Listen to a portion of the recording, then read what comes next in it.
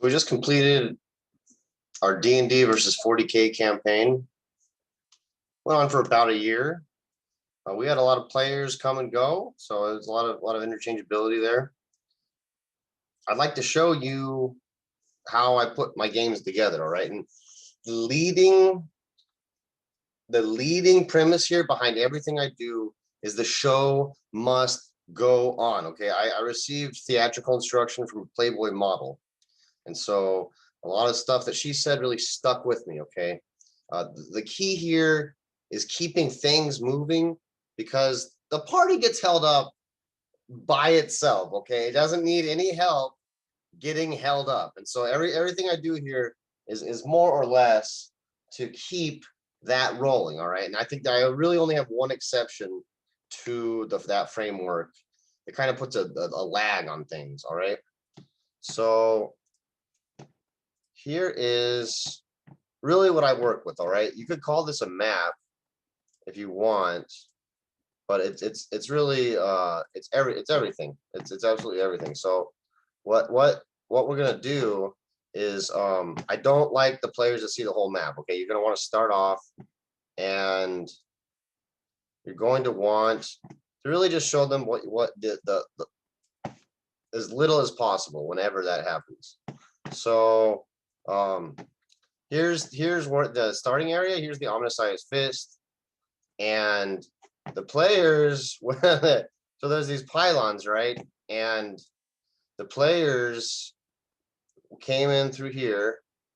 The party came in through here, and I'm using Zoom right now. I'm using Microsoft Paint, the 3D Paint, to make the map and everything that goes into it, and then I'm using Zoom to annotate. All right, and this gives you some awesome functionality here. You know, I can put a little J for Jamvoral, and I can put a V for Vanya over here. So the players, they ended up hitting these pylons, and some of the pylons they absorb power, and the other ones kind of like create power, and so they just blew them up. They didn't know what to do. This is the omniscience fist. It's like a giant robotic hand. What they here's some visual references. What they see two dead tech priests and their blown up battle robots. And so it's nice. I like having the visual references on hand, on demand, because it's so nice to show them and keep the game moving. Okay, they're not gonna like you know, on Facebook or YouTube or whatever. Like if somebody wants to see something, they click and it's there. All right, it's got to be that quick, absolutely that quick. Okay, so I'm keeping everything together here. I have like a riddle here that they didn't really care. They didn't give a shit about the riddle. A finger is only as strong as the fist. The fist is only as strong as the form. A world is only as weak as. And so that's what was written on the omniscience fist. They ended up fiddling around. They figured out there was a hatch. All right, so I made this crappy little Microsoft Paint document right there just because I need to. It was such an esoteric idea. There was nothing online, but for the most part, what I like doing is I like having. Well, I mix and match. I like having these pre-made dungeons displayed, and you know, this vertical one's really fun because it just keeps going and going and going and going, and you know, you kind of just give it to them piece by piece. They found the hatch, so they ended up going down the hatch. And so this is like what I call the omniscience fist. You know, it's a bastion, might as well, right? They went down here, one of them fell right here. So they saved them. And you know, a weakness that I absolutely have is the I don't have grids. I need to figure out how to get opacity going on. I need to get that going on. So what I told them was each gap is 30 feet wide. So that kind of establishes a scale. So they went over there. They fiddled around over here. There's like a crane and a pulley. A weakness to using Zoom and fiddling around with it, like the way I do with the annotate, is when you move when you move the slider around, it doesn't stick where you want it to exactly. So it's nice because you can keep your notes or whatever you're drawing, but you know, it just doesn't work out too well when you move the map around. That's definitely a shortcoming of what of my kind of school. So yeah, they and you'll notice that I've also included all the flavor rules for my game. You know, I have some really wild and wacky weapons. This is set in Warhammer 40,000, so there's a huge emphasis on firepower. There's a huge emphasis on firepower. So I've got the flavor rules here as well. I've got some vehicle rules just in case some sort of vehicle happens. I mean, it's not likely, but I don't want to have to go through and fiddle around and mess with things on my computer. I don't want to have to go through that because it's just like come on, keep the game moving, keep the game moving. And you know, and so in this came up. This was used a bunch for this game. So they're fiddling around in this vertical dungeon, and who do they come across? They come across none other than Slip Jab. Okay, now yeah, once again, you know, it's like I could have stopped the whole game to show them a picture of a Skaven, but that entails me doing an internet search. That entails me stopping the fun just so that I can show them something very important. But also, I really like the idea of having props and really getting into character for your NPCs, okay? Slip Jab, he's probably my favorite character I've ever made. I killed it. He died tonight because I didn't remember that he could just get out of the way with a bonus action, which is on me. But you know, when you're managing so many things, it's just you mess up, that's okay. The player had fun. But with Slip Jab, you know, Slip Jab talks like this. Man thing. You run, I kill. Man things always smell bad. No. Fear stinks. Cowards. So Slip Jab has a warp lock pistol. And he shot him with it, and that was a lot of fun. So I got into character. You know, there's a lot of characters. So the more variety you can offer your players, the better. You know, my Joker wig. Suddenly, I am the tank hag. So what I do? Yeah, what I do is I scroll down and I show them around, and you know, you want to have some variety. I think you want to have a variety of different just different stuff to do, different stuff to see. So they ended up coming to the well, I was like, you guys found the cockpit, and they're like, a cockpit? Did something weird happen? Did something funny happen? And you know, one of the players had some Warhammer 40K lore knowledge, and he's like, oh, it says Princeps. This is the Princess. This is a Titan. We're inside a Titan, and that was kind of a big aha moment for everyone. And you know, inside the chamber, I had the Princeps, and the Princeps, you know, he has a mask. He has a mask too. And so basically, and then, you know, so there's an encounter right here with a servitor.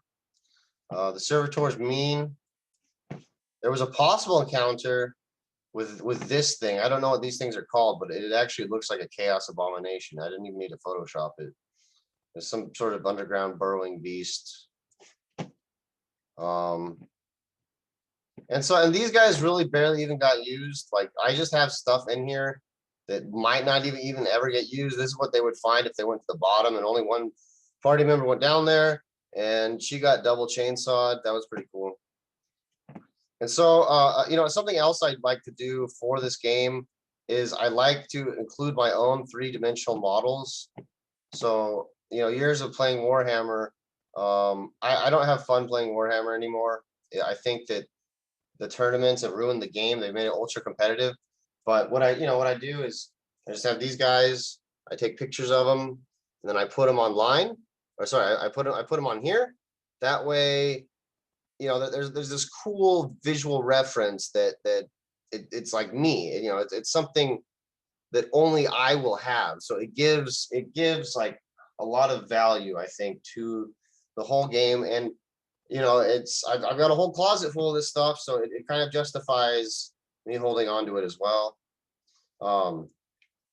This wasn't my picture. I don't have a Titan, but I found it. So eventually they get they get the Titan out of the ground, and the planet is shaking. The Titan just emerged from the mantle of this planet. So yeah, I took constitution tests for the planet. They ended up fighting in a battle grid. So they had their Titan. They had their Titan right here, and then the knights ended up going at him like this with the guns in the background. And that was kind of just a distraction.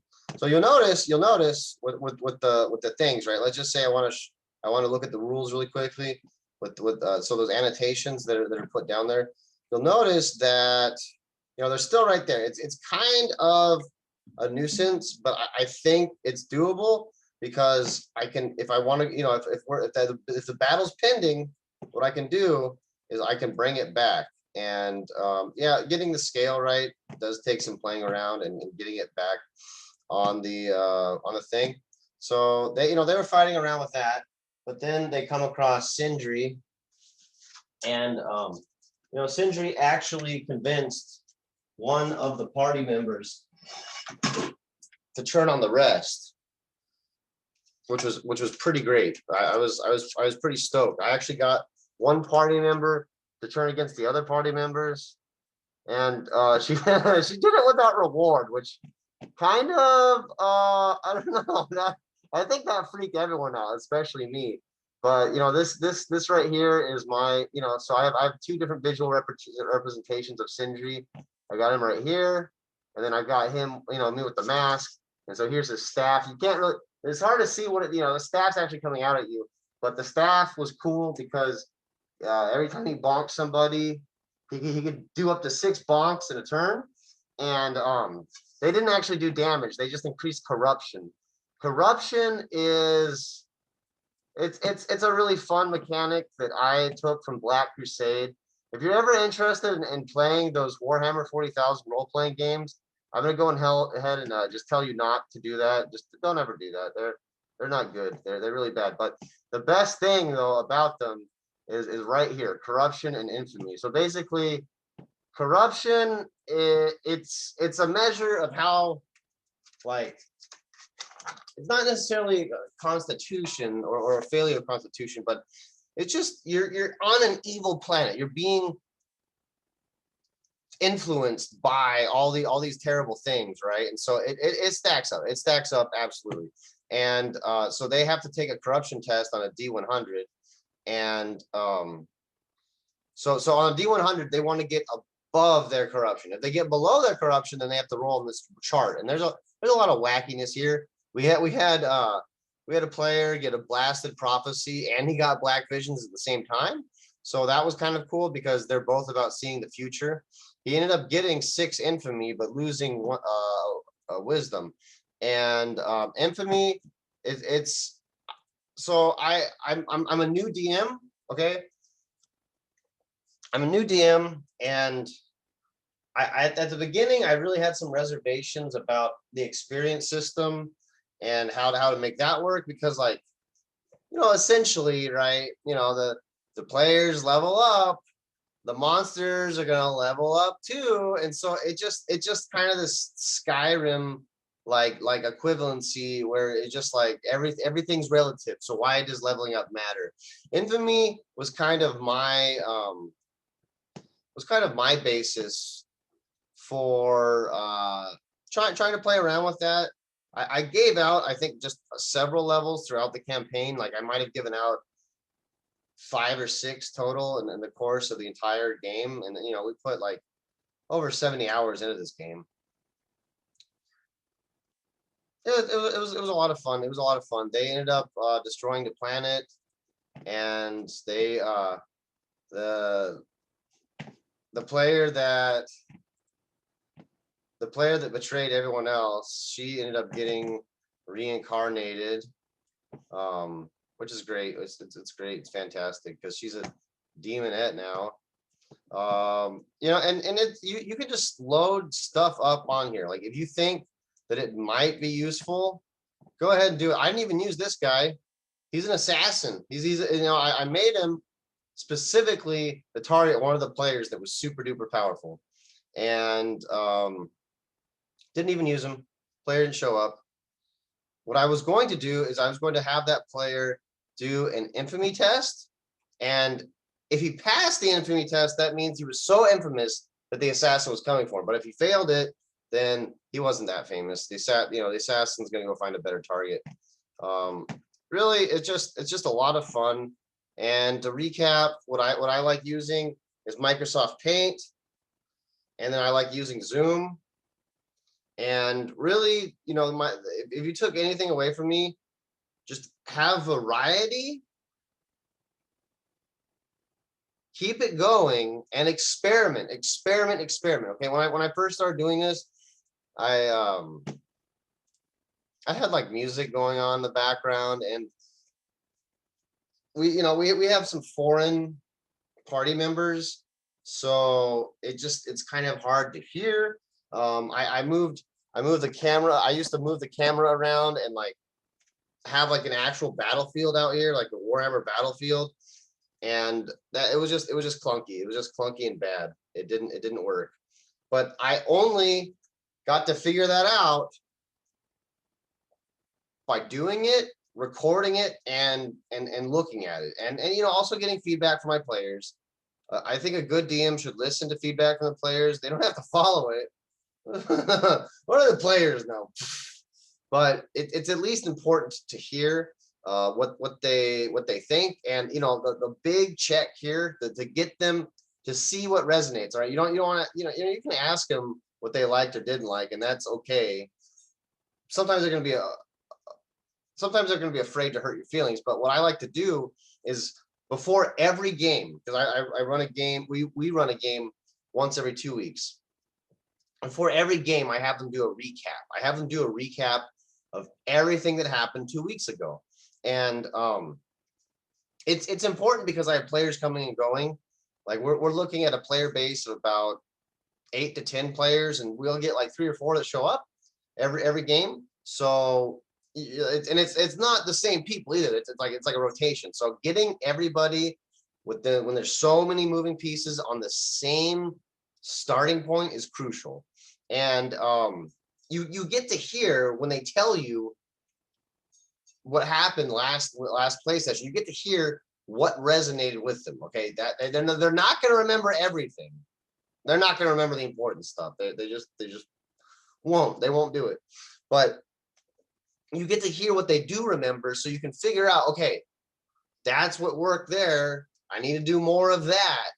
And you know, the one thing I really want to tell you is to have fun with it. Have fun with it, and be different.